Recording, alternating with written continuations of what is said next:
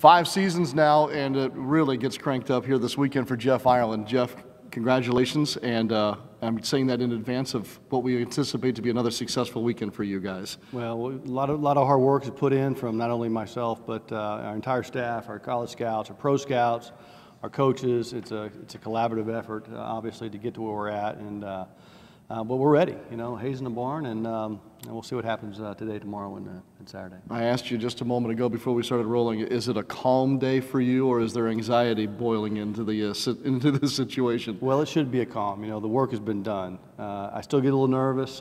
It's my game day. I wait 365 days a year for it, so it's you know, it's something we get excited about. You know, you study it. You know, and all these results that we'll get, you know, over the weekend, we'll study this, you know, for the next 3 or 4 months, and you know, so a lot of work goes into it, and we want to be right, you know, and there's a lot of pride that goes into it. Jeff, you've been right a lot here in the last couple of years. I think if we're going to call this your game day, you're winning on game day if you look back at your recent drafts. Can you now, at this point, a couple of years removed, start to sit there and evaluate truly what you all did 2 years ago, 3 years ago, and moving forward? Well, we sit back and we evaluate it, and the funny thing is we don't really evaluate ourselves as much as we've got to evaluate others and evaluate individuals, players, why they succeed, why they fail. You know, look, we expect to be right. That's the one thing that you know, if you put as much work into it and you try to cut down your margin for failure and increase your margin for success, and why players succeed. Then we expect to be right, and so but we also study why we're wrong, you know, if we're wrong, and why others are wrong. So you know, that's the one thing that we're going to get out of this weekend. We don't have a pick today. We'll learn from it, and we'll study it, and for the next time we're able to pick players, and we'll hopefully be right. Is it an unknown? I mean, the way you just described it was almost like we have to figure out this situation, and that kind of takes me aback a little bit. It seems that I would be in a situation of, well, it's not there, you know, we'll look down the road. You're actually looking at tonight just as hard as you would maybe if you did have a pick. Oh, absolutely, absolutely. It's you know, when you don't have a pick, it's the first time I've gone into the draft not having a first-round pick. I've gone into a draft with a first-round pick and then traded it and didn't have one, but it's the first time I've gone into it without having one. So I had to kind of be creative, and then you don't have a third or a fourth either. So you have to be creative in how you build the board, and you know, funny thing is you know, we finished our draft meetings, and you know, we had our first round set, and then we had like 39 players in the second round. Like, you know, all the coaches are like, they want to get their guy, you know, into that one pick, you know. But no, I've got hypothetically, I got the 30th pick in the draft. I got the 62nd pick in the draft. I got a third rounder. I got a fourth rounder, and you know, my calculations, my formulas of how I put players on the board, we're expecting to have a third and a fourth. You know, that's the way we're going into this draft. Yeah, fans do the same thing, Jeff. Except I know that fans, as the thing starts to unravel, they just start ripping names off, and what they thought was going to happen doesn't even come close. When you pick as deep as you all do this weekend, how do you prevent that from happening as well? Best laid plans, I guess, is what I'm getting at. Well, I think it goes back to the hard work that we put into it, and it goes back to experience. There's a lot of experience in the building, not only with Mickey and Sean, myself, but there's, you know, there's a lot of experience in our scouting staff as well. You know, we know what teams like. We know why players get picked high. We know why players fall.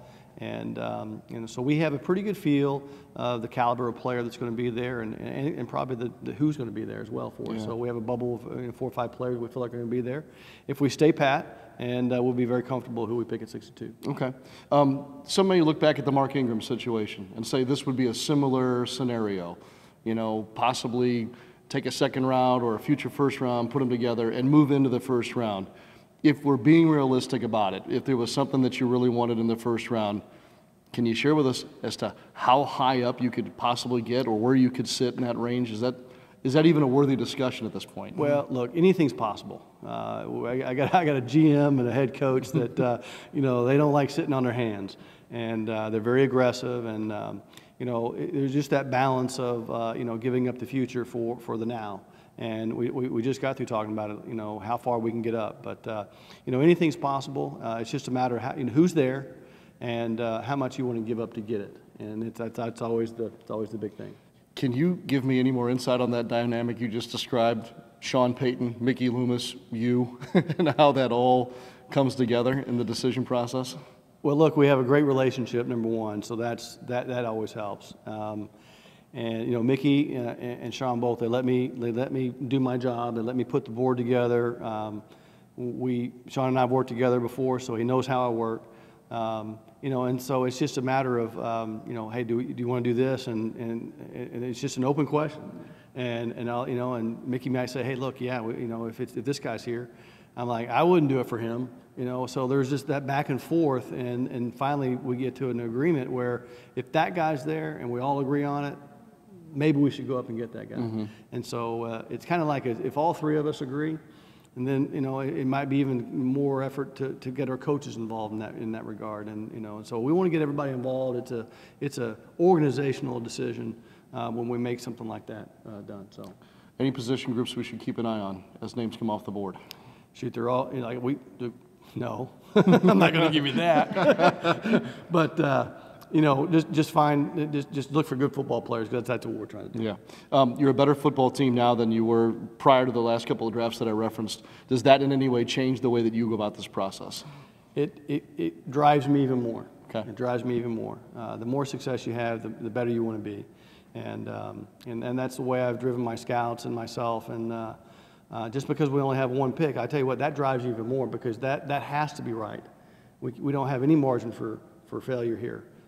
This 62, if we stay pat, that has to be right. And so there's a lot of things that go into just having, well, you don't have a third, you don't have a fourth. And so it puts a lot more pressure on, let's get this thing right. Yeah. And so that's the way we approached it. We didn't even talk about day 3, and I just want to mention that real quick. Sometimes we all get caught up, human nature, the big names, the first round and all that. It seems maybe sometimes if we're evaluating how successful a draft is, you might look to that third day and what you did with that third day. And that's where you guys are heavy right now. We are heavy there, and we spend a ton of time and a ton of effort getting guys on and off the board that we feel like can help us and have a developmental upside. And they're the kind of kids that we want in our locker room that fit our culture and that fit how we're going to be successful in the future. So we're looking forward to that. We're looking forward to drafting hopefully 5 players in day 3. All right, I'll use your words from earlier. Happy game day to you. Appreciate it. You got it.